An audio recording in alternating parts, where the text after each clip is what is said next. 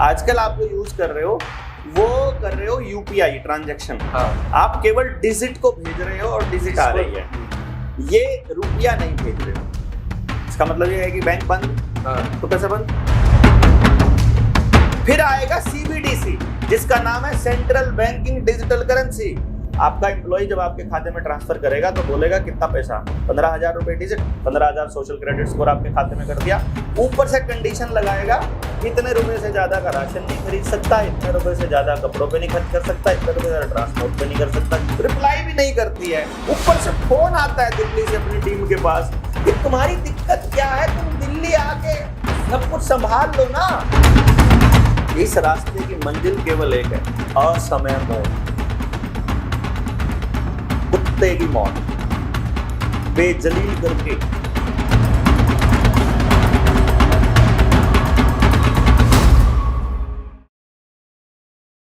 अभी चांदी का सिक्का 1 रुपए का है जो आपने बताया, मान लीजिए ये करीबन 1500 के आसपास का समय होगा। ये तांबा का, मान लीजिए इसकी कीमत अभी अगर देखी जाए तो 10 से 12 रुपए हो सकती है इसको बनाने की कीमत। कागज है, इसको मान लेते हैं हम कि 5 रुपए छपाई लगती है, 3 रुपए लगता है मान लीजिए मोटा मोटा। पर ये तो वो है जो हमारे हाथ में है, हम इसे देख सकते हैं, छू सकते हैं, समझ सकते हैं, एक दूसरे से लेन देन कर सकते हैं। अब ये डिजिटल जो करेंसी आ रही है वो तो ना छू सकते, सिर्फ फोन से हवा में जा रही है, हवा है, उसमें पैसा लग नहीं रहा, तो क्या उसको उतना ही माने? वो क्या मतलब, थोड़ा डिटेल, थोड़ा गहराई बताइए। देखिए, 2 चीजें हैं अभी आपके सामने।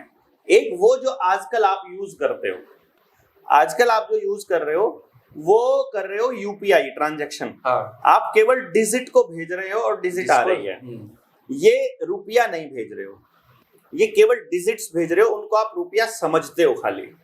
मतलब मैं थोड़ा क्लियर कर दूं, मेरे बैंक अकाउंट में 10,000 रुपए है, हाँ। मैंने आपको 5,000 रुपए दे दिए, मेरा बैंक अकाउंट में अवेलेबल बैलेंस 5,000 रुपए बता रहा है बकायदा, ठीक है, तो वो रुपए है ना? कौन बता रहा है? वो बैंक वाले। तो उसका मतलब इंटरनेट गायब हो जाएगा तो पैसा गायब हो जाएगा।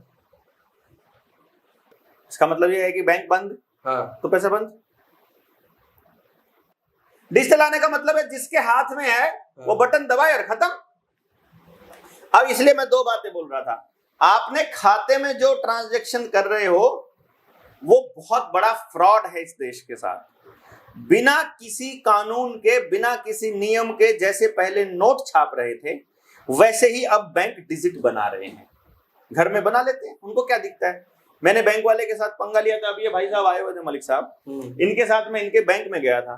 सेंट्रल बैंक के जो जोनल मैनेजर था वो बैठ करके बोलता है हमने आपको डिजिट दिए हैं। मैंने कहा हाँ, और तो क्या दिया है तुमने? हमको डिजिट ही तो दिया है। बोला हमको डिजिट दे दो फिर वापस। मैंने कहा कंप्यूटर का मुंह इधर कर, पासवर्ड बता ले, अभी तो बोल कितने चाहिए तेरे को, अभी भी दे दूं। कोई नियम होता होगा तो मैं वही तो पूछ रहा हूं, कौन से नियम के तहत दिए तुमने छाप करके? जब तुम्हारे पास इतने रुपए का गोल्ड ही नहीं है तो तुमने ये बना कैसे लिए?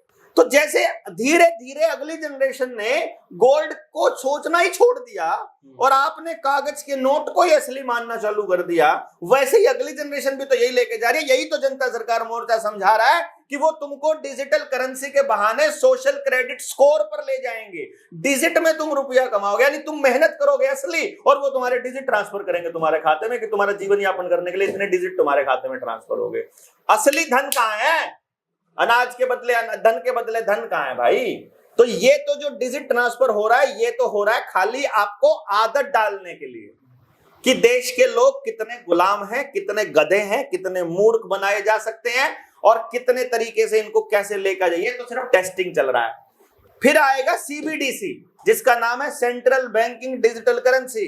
वो सीबीडीसी में बकायदा प्रोग्रामेबल रुपया आएगा, फिर इसी का डिजिटल रूप आएगा। मतलब थोड़ा इसको थोड़ा गहरी बताइए, सीडी क्या मतलब, थोड़ा विस्तार। अभी तक क्या है, आपके खाते में पड़ा है, आपके खाते में पड़ा रहेगा जब तक कोई साइबर अटैक नहीं आएगा या आप उसको ट्रांसफर नहीं करोगे या कोई और ट्रांसफर नहीं करेगा। ये भी नोट आपकी जेब में पड़ा है, जब तक पड़ा है पड़ा ही रहेगा, ऐसे ही सिक्के का है। लेकिन जब सीबीडीसी आ जाएगा, सीबीडीसी की सबसे बड़ी खासियत क्या है? सबसे पहली बात, रियल टाइम में आपको ट्रेस किया जा सकता है। यानी अभी मैंने आपको दिया, 1 सेकंड में पता लग जाएगा वहां एल्गोरिदम में कि भैया अभी अभी देवेंद्र ने शुक्ला जी को पैसा दिया। ये तो पहला नंबर है। दूसरे नंबर पे वहां से कंट्रोल्ड है सेंट्रली, ये पूरी दुनिया का एक बना रहे हैं, सेंट्रल बैंक डिजिटल करेंसी पूरी दुनिया का है। अच्छा, पूरी दुनिया का जो मैं बता रहा हूँ कि सारी दुनिया के बैंक, मैं आपको बता रहा हूँ सारी दुनिया के बैंक एक ही जगह से चलते हैं, बैंक ऑफ इंग्लैंड से, बैंक ऑफ सेटलमेंट में जो इंग्लैंड से जो चलता है वहीं से चलते हैं। तो वहीं से चलेगा अभी ये। माइक्रोसॉफ्ट आपका है, आपका है नहीं, माइक्रोसॉफ्ट iOS आपका है, बाहर से तो इसका मतलब जितना भी डेटा पड़ा है सब उन्हीं के पास है। हाँ, आपके पास तो कुछ भी नहीं है। मैंने तो ये भी देख सुना है, शायद मैंने कहीं पढ़ा था कि आधार कार्ड का भी डाटा सब कुछ होने, अरे जब अपने पास सर्वर नहीं, जब अपने पास ऑपरेटिंग सिस्टम नहीं, जब अपने पास सिक्योरिटी सिस्टम नहीं, जब अपने पास एंटीवायरस नहीं, जब अपने पास वायरस नहीं, जब अपने पास कंप्यूटर बनाने की टेक्नोलॉजी नहीं, जब हमारे पास कोई टेक्नोलॉजी का कोई पेटेंट ही नहीं है, हमारे हाथ में क्या है? बाबा जी के ठुल्लू के अलावा नोट भी नहीं है। तो सर ये तो जो सीबीडीसी है उसकी 2 लाइनें और एक्सप्रेस कर दो। तो जो सीबीडीसी है पूरी तरह से प्रोग्रामेबल है। मतलब क्या है कि आज जब आपको खाते में आपने काम किया, आपका एम्प्लॉय जब आपके खाते में ट्रांसफर करेगा तो बोलेगा कितना पैसा, 15,000 रुपए डिजिट, 15,000 सोशल क्रेडिट स्कोर आपके खाते में कर दिया। ऊपर से कंडीशन लगाएगा इतने रुपए से ज्यादा का राशन नहीं खरीद सकता, इतने रुपए से ज्यादा कपड़ों पे नहीं खर्च कर सकता, इतने रुपए से ज्यादा ट्रांसपोर्ट पे नहीं कर सकता, क्योंकि तुम्हारा देख लिया पूरी जिंदगी का यही पैटर्न है। और 1 महीने से ज्यादा ये चलेगा नहीं, तुम्हें जितना खर्च भी करना पड़ेगा, उसके बाद खत्म। यानी ये जो असल खत्म होने वाला प्रोसेस है वो अब चालू होगा। कि जैसे मैंने आपको कहा था कि ये तो शुरुआत है, ये शुरुआत है। अभी तो आपने देखा कि अरे सरकार के खिलाफ बोलने वाला देवेंद्र बल्हारा के पास बैठा था, मोबाइल की लोकेशन बता रही है, दोनों इकट्ठे घूम रहे थे एक ही बाइक के या एक ही कार के अंदर। अच्छा लो जी बंद कर दो, आप अकाउंट में जाओगे, अरे पैसे नहीं है, अरे तुम उसके साथ कैसे चले गए भैया? सरकार के खिलाफत करने वालों के आपका रुपया, आपका पैसा, आपकी मेहनत सब कुछ कंट्रोल करने के लिए ही सीबीडीसी आ रहा है, central bank digital currency, central bank का। मतलब जो हम सोच भी नहीं सकते। तो ये बताइए अब ये हालात सुधर सकते कि नहीं? पब्लिक को जानकारी हो जाए, वो अपने रुपए का हिसाब मांग ले। आपके हिसाब से कितने लोगों को पता होगा, भारत में कितने % लोगों को पता होगा? देखो हमारी जो देश की पॉपुलेशन है या किसी भी देश के अंदर बहुतायत, मतलब करीब करीब 85 से 90% लोग ऐसे होते हैं जो किसी बात को वो मान लेते हैं ना, तो बस वो मान लेते हैं, अरे चलने दो ना यार, तुम्हें क्या फर्क पड़ता है, ऐसे ही चलती है दुनिया, पहले भी खूब आए क्रांतिकारी, किसने क्या उखाड़ लिया, काइंड ऑफ। अभी ये देवेंद्र बोलने लगा। तो अभी जो वो मानते हैं, जिसको रुपया मान रहे हैं, वो मान रहे हैं। एक तो ये चांदी वाला लेके चले जाओ, पहले तो उनकी आंख खुलेगी तब। दूसरा एक काम कर दो, ज्यादा कुछ नहीं करना, 10 रुपए का नोट बैंक में चले जाओ लेकर के, और ओरिजिनल एप्लीकेशन के साथ बैंक मैनेजर को रिजर्व बैंक के नाम एक चिट्ठी दे दो। रिजर्व बैंक के नाम होगी, गवर्नर के नाम, उसमें लिखा होगा जी गवर्नर साहब आपने इस पे प्रॉमिस लिखा हुआ है कि मैं धारक को 10 रुपए अदा करने का वचन देता हूँ, मेरा ये 10 रुपए का नोट है, इसकी फोटो स्टेट तो मैंने रख लिया है, ये मैं ओरिजिनल आपको दे रहा हूँ, तो ये नोट अपने पास रख के और मुझे मेरे 10 रुपए दे दो। 10 रुपए तो लेने के हकदार है ना, 10 रुपए मांग लो, देख लेते हैं सरकार कौन से 10 रुपए देती है। पहले तो मुझे मैनेजर ही डांट के भगा देगा बाहर। नहीं भगा सकता ना, अगर आपको अकेले को भगा दे तो 4 लोग चले जाओ, 4 को धमका दे तो 40 चले जाओ। आप कोई गलत चीज मांग रहे हो क्या? नहीं, मैं तो आप विधि पूर्वक अपना अधिकार मांग रहे हो। देश की जनता हो, देश की जनता के नाम पे गवर्नर ने प्रॉमिस दिया हुआ है कि मैं तुम्हें 10 रुपए अदा करने का वचन देता हूँ, 10 रुपए लेकर के चले जाओ, ज्यादा नहीं करो, 30 रुपए ले जाओ। 30 रुपए में 2 तोले सोना तो आएगा ही, एक ठीक है। अगर वो मना कर दे तो मैनेजर फंस गया, अगर उसने ले लिया, अब आरबीआई के हाथ में चली गई बॉल। उसमें ये भी लिख दो कि अगर आपके पास नहीं है तो इसकी अथॉरिटी नहीं है तो आप उस ब्रांच को भेज दो जिसके पास अथॉरिटी हो, बस मुझे मेरा पैसा चाहिए, बात खत्म। इशूइंग ब्रांच को भेजना होता है ये। अब आपका नोट चला गया वहां पर, देनदारी बनती है उनकी, या तो कोई चिट्ठी लिखेंगे। आज तक हम हजारों लोगों के आवेदन लगा चुके हैं इस बात के कि तुम अपने 10 रुपए तो मांग लो। मैं कब कह रहा हूं कि आपने कोई बड़ी लड़ाई लड़नी है, एक चिट्ठी लिखकर 10 रुपए का नोट खर्च नहीं कर सकते, एक रजिस्ट्री लगानी है 20 रुपए की कि मुझे, या 20 रुपए का नोट भेज दो कि मुझे मेरे 20 रुपए चाहिए, जितने रुपए का बलिदान दे सकते हो उतने रुपए दे दो। अब वो आरबीआई उस रुपए के नोट को दबा के बैठ जाती है, कुछ भी नहीं बोलती है, रिप्लाई भी नहीं करती है। ऊपर से फोन आता है दिल्ली से अपनी टीम के पास कि तुम्हारी दिक्कत क्या है, तुम दिल्ली आके सब कुछ संभाल लो ना, तुम आकर के हमसे बात कर लो ना। क्यों कर ले बात यार, तुम लिखित में तुमने प्रॉमिस दे रखा है, लिखित में हमने एप्लीकेशन दे रखी है, लिखित में हमको बताओ ना पंगा क्या है। जवाब ही नहीं देता आरबीआई। इतने लोगों के आवेदन लगा रहे हैं हम लोग लोन वालों के, जब लगा उल्टा लेना पड़ता है हमको। जब आपने इसकी शुरुआत करी थी सर, हाँ, तो कुछ लोग होंगे सर आप खामखा की मेहनत कर रही है, इसमें का कोई तुक ही नहीं है, कुछ बातें आई थी सामने। ये इतना बड़ा मुद्दा है। पहली बात तो ये हमने शुरू नहीं किया था, ये शुरू किया था इस किताब के लेखक घनश्याम वर्मा जी ने। मैं तो हूँ इसका सही लेखक। वो भी उन्होंने इतना सहयोग दिया कि भाई मोर्चे के अंदर आप लोग मेहनत कर रहे हो और आपने जो मेहनत करके पूरे समाज को जगाया है, और जो कुछ जगह पर मैं उनके साथ रिसर्च में गया था उसको सम्मान देते हुए उन्होंने हम लोगों को ये सम्मान बख्शा है।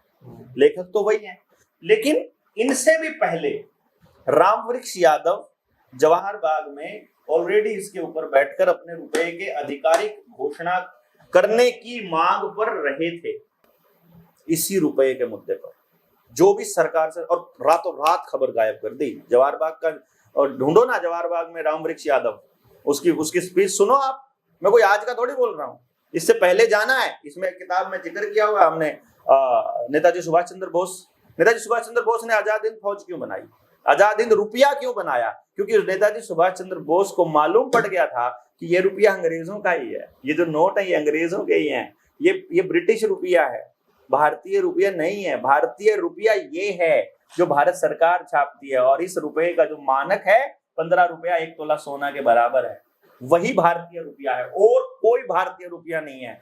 जिस नोट के बदले में आपको गोल्ड नहीं मिल सकता वो रुपया नहीं है, चाहे सीबीडीसी हो, चाहे डिजिटल करेंसी हो, चाहे मैं अपनी बस बात खत्म करने की फिराक में हूँ। बस लास्ट एक सवाल पूछ लूँ आपसे कि जिस राह पे आप निकले हैं, लगता है उसकी मंजिल करीब है या मंजिल है ही नहीं, या मंजिल बहुत दूर है?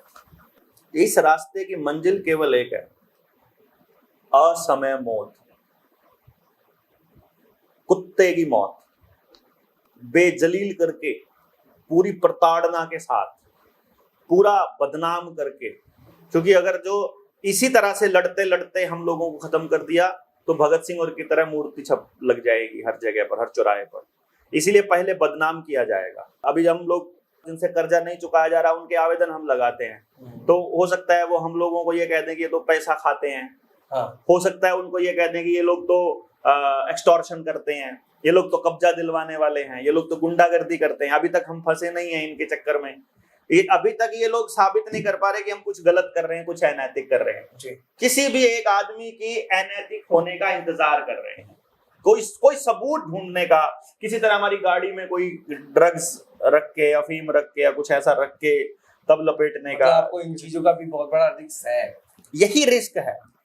सरकारों से लड़ने का रिस्क नहीं है, मरने का भी रिस्क नहीं है, गोली का भी डर नहीं है, डंडों का भी नहीं। टक्कर दे तो आप उसके लिए खड़े हैं, उसके लिए ही तो चले हैं। पीछे से डरे ना, वो जो षड्यंत्र करके मारा गया, जिस तरह से शहीद आजम भगत सिंह आज भी यार आतंकवादी है कागजों के अंदर। ये तो सत्य है। मतलब दुख इस बात का है कि वो आदमी मर गया ये देश को जगाते जगाते, और उसको आज भी आतंकी लिख रहे हैं। ये डर है, आतंकी ना लिखे जाएं, चोर ना लिखे जाएं, कहीं किसी तरह से गलत आदमी ना लिखे जाएं, ये डर है बस, मरने का डर नहीं है।